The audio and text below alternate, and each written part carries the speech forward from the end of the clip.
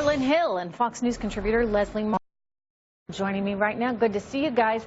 Harlan, good to see you. We don't know what's going to happen in this election, and I would point out that, anytime that anybody's counted Donald Trump out, he's come back blazing. Yeah. So that could still happen here. But if it doesn't, what AB was getting to is that, there's this base that loves Trump, loves everything he stands for, and then there's this independent side of some voters or the Mitt Romney Republicans that you need to bring in. What happens going forward to this party if Donald Trump does not succeed and if the Democrats actually take the House and Senate? Well, for one, I think that Hillary Clinton will be a one-term president. We're facing unprecedented economic challenges. Her policy it's a continuation of Obamonomics, which have overwhelmingly failed the middle class. And so I think that long term, this is probably good for the Republican Party. The next election will be a totally different outcome. And I think that you'll have a different person at the top of the ticket that's perhaps a little bit less polarizing. But still brings in that middle class voter that has felt so disenfranchised over the last couple of decades? They have to. Look, Donald Trump has been really successful at identifying these voters that have been forgotten. And a lot of them are former Democrats like myself. And these are people that are now registered Republicans or they're considering joining the party. And to leave them behind would be a missed opportunity of a lifetime. It's amazing to me, Leslie, I've said this to you, throughout, the way he has succeeded in, really reaching out to core Americans that are struggling in this economy and making the Republican Party or the conservative economic thought of lower taxes, for example, something that, people really embrace in a way that doesn't feel elitist. I think that's been the challenge for this party for so long, that it's seen as a party of just the elites, let them eat cake. He's flipped that all on its head. So how does the Republican Party preserve it?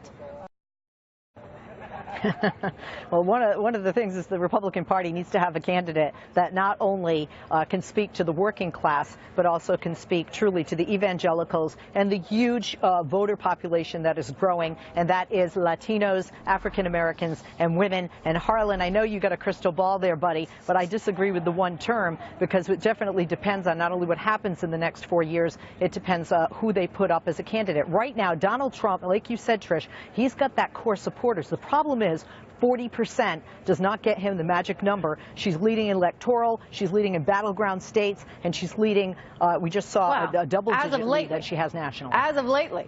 But, Leslie, the polling has been just wild and it's been all over the place. You look at where he was recently, he was actually either tied or ahead of her.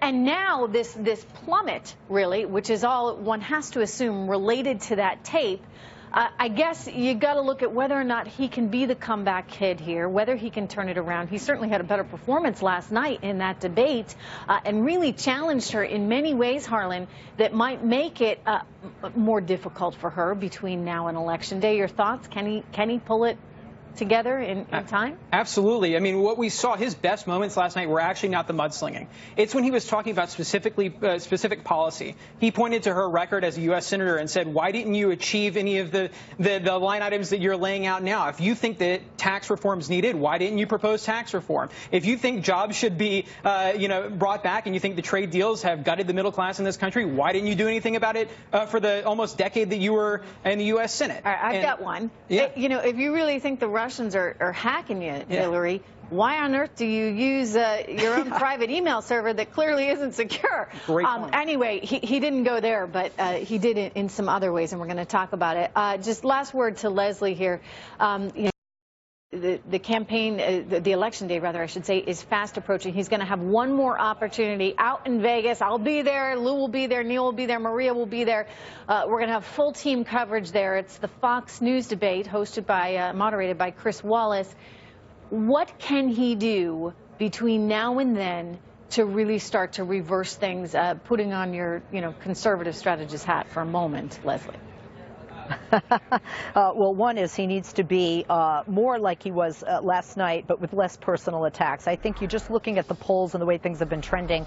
The personal attacks are not helping him.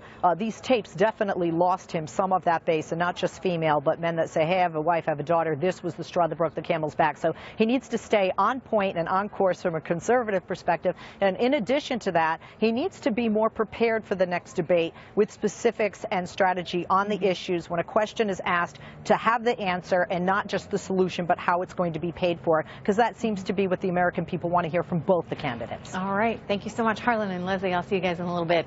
All right, we got new worries here for Hillary Clinton today as WikiLeaks releases more than 2,000 emails of John Podesta, Clinton's campaign chairman.